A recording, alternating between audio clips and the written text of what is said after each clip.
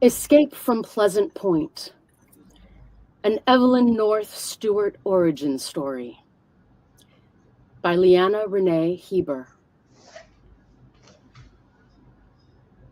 1900, Manhattan, by way of 1855 Manhattan. Do I begin this tale at the point where my enemy ran screaming down a ravine, or do I begin at the beginning?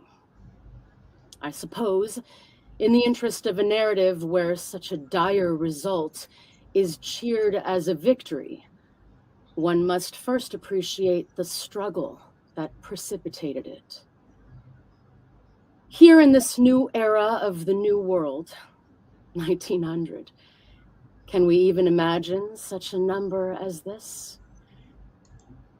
Yet, in order to tell this tale, I must recall the 1850s, a time when the world was much different, vastly more unfair and unjust, when I was a young woman.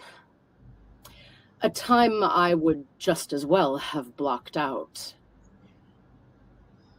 Dearest granddaughter, you've pressed me for this tale for so long, and I confess I do not want to tell it. But seeing as though it might prove useful to a future case involving involuntary committal, or to support your aim of helpful ghostly narratives, perhaps it is my duty to tell you.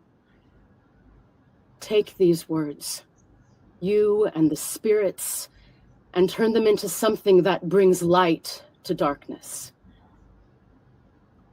The day my parents finally had enough of my mad connection to spirits, clairvoyance, premonitions, and other visionary notions was the day my world turned helpless and hopeless.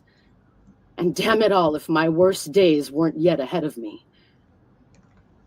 My parents were hard workers, factory workers. My father having fallen from money to desperation through a series of financial errors. In the 1840s, New York City was booming with labor, and so much of it was rough and hard on the body. For my mother in the textile mill and my father in the ironworks. I was raised in an atmosphere where only work and puritanical devotion to an angry God mattered. My aunt, bless her, was a respite of kindness and an empathetic mysticism.